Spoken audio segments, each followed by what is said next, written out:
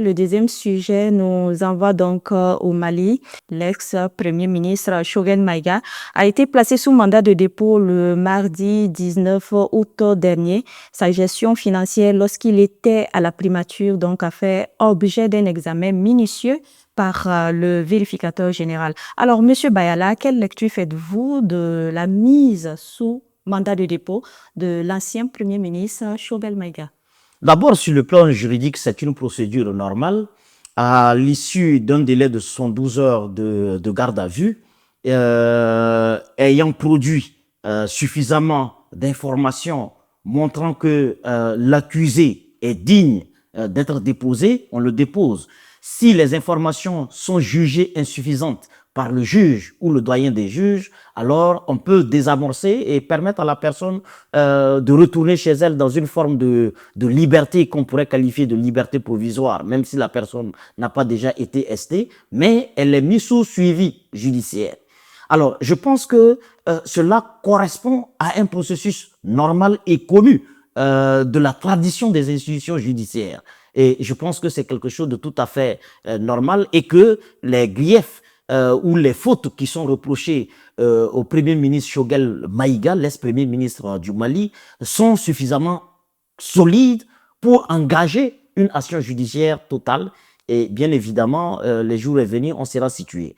Et je pense que par cette attitude, en frappant par le haut, le gouvernement malien montre son attachement à la transparence et à l'éthique en ne sanctionnant pas de petits voleurs, de petits détourneurs, mais en mettant en examen toute haute autorité de l'État qui est suspectée d'avoir été autrice ou co-autrice de détournement de deniers publics. Je ne suis pas en train de dire que mon commentaire, c'est exactement ce que Choguel a fait. Il y a la justice qui viendra valider ou invalider cela, mais tout compte fait, ça appelle à une vertu au sommet de l'État. Et j'espère que ça sera une leçon pour tout le monde. Je pense que le Burkina Faso, à travers le cas Kényan, en s'attaquant au haut cadre de l'administration, montre également son engagement à lutter contre la corruption. Troisième sujet donc pour clore notre émission, il s'agit donc de la diplomatie avec la visite d'amitié donc du Premier ministre du Burkina Faso au Mali. Le Premier ministre Lim Talba Jean-Emmanuel Ouédraogo est à Bamako depuis mardi 19 août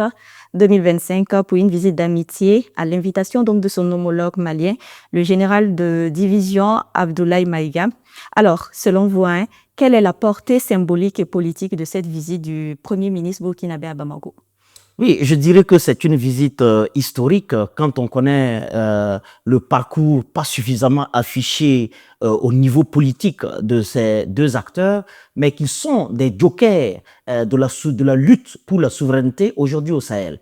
Que ce soit Maïga, ministre de l'administration territoriale, premier ministre du Mali, on se souvient toujours de ces passages éclatants et rayonnants qui nous restituaient notre dignité.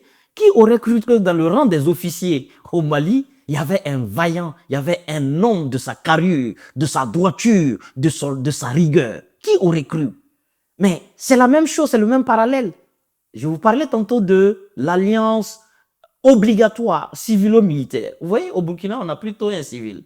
Qui aurait cru que dans la ressource humaine, dans le corps social du Burkina Faso, on avait un patriote invétéré et imbattable, de l'engagement et de la détermination de Lim Talba Jean-Emmanuel Ouédraogo. On ne voyait que le caractère visible de l'iceberg, le journaliste brillant, mais on ne savait pas qu'il y avait un géant politique, un fait amoureux de la souveraineté qui était derrière ce profil. Mais enfin, je pense que cette rencontre, elle est historique de par ce symbole que j'essaie d'établir. Le deuxième élément, ça vient montrer que notre diplomatie n'est pas une diplomatie assise. Elle est une diplomatie offensive. Elle n'est pas attentiste. Elle est une diplomatie décomplexée qui repense autrement les relations entre les pays africains dans un cadre bilatéral et qui n'attend ni la certification de Paris, ni l'invalidation de Paris pour se rendre à Bamako. Désormais, nous pouvons nous rendre partout où nous voulons et quand nous voulons. Et aussi et surtout, nous sommes dans un cadre confédéral. Il y a des défis Il y a par exemple le défi de la libre circulation des personnes et des biens, il y a le défi de l'éducation des masses, parce qu'il a été invité par son homologue, administrateur du territoire et premier ministre et chef de la vision gouvernementale, au deuxième anniversaire des brigades citoyennes du Mali.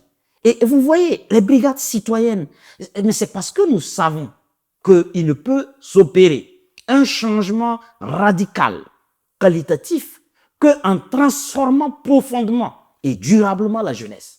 C'est elle qui est la mémoire et la gardienne. C'est elle qui est la boîte noire des sociétés qui se projettent dans l'avenir.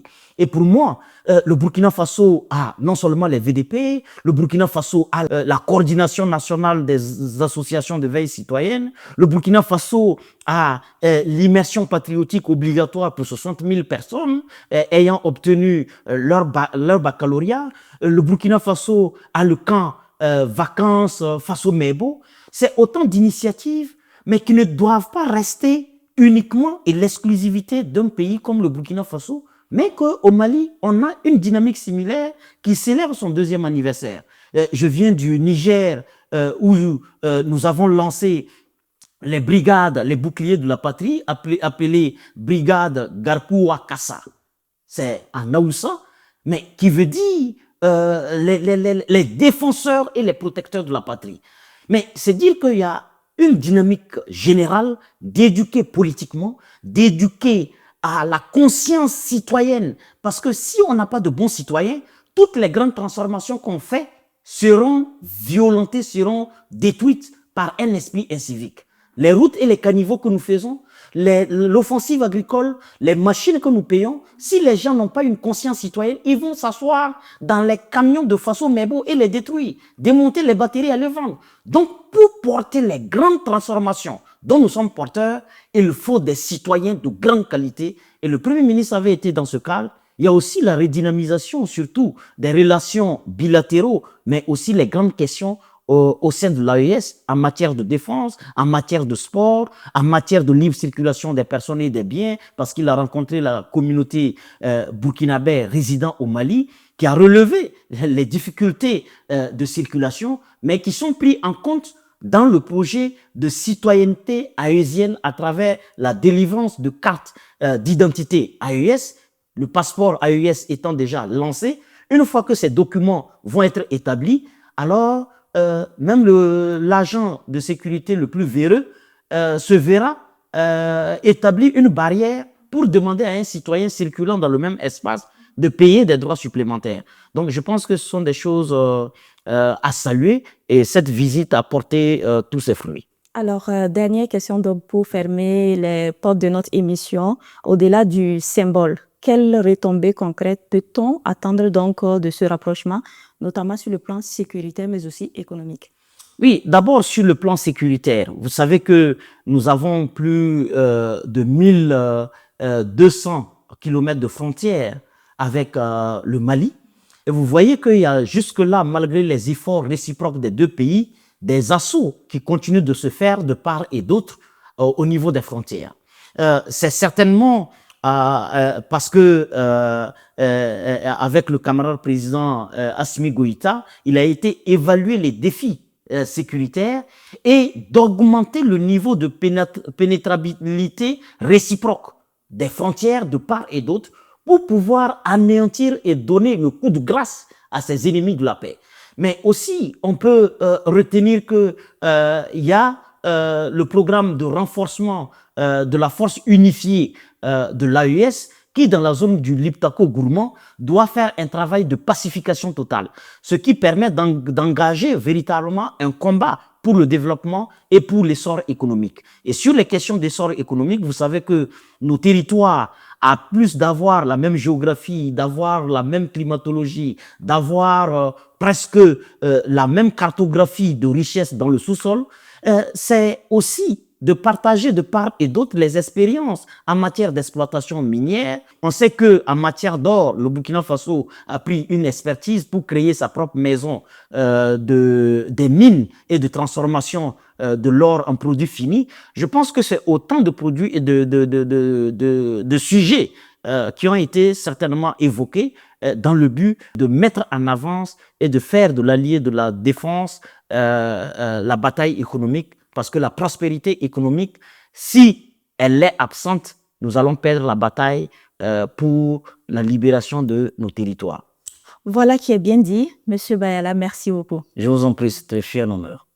Ainsi s'achève donc notre émission de ce soir. Nous avons vu comment le Burkina Faso affiche sa souveraineté face aux Nations Unies, comment la justice malienne se montre déterminée à lutter donc contre les malversations avec l'affaire Choguel Maïga, et enfin comment le Burkina Faso et le Mali renforcent leurs liens diplomatiques dans un esprit de solidarité sahélienne. Merci donc à notre invité pour ses analyses. Était avec moi sur ce plateau Monsieur Serge Imhotep Bayala. Il est acteur donc de la veille citoyenne. Merci. Merci. Merci également à vous pour votre fidélité. Restons attentifs car l'actualité du Sahel continue donc de s'écrire chaque jour. Bon début de week-end à toutes et à tous. Bonsoir chez vous.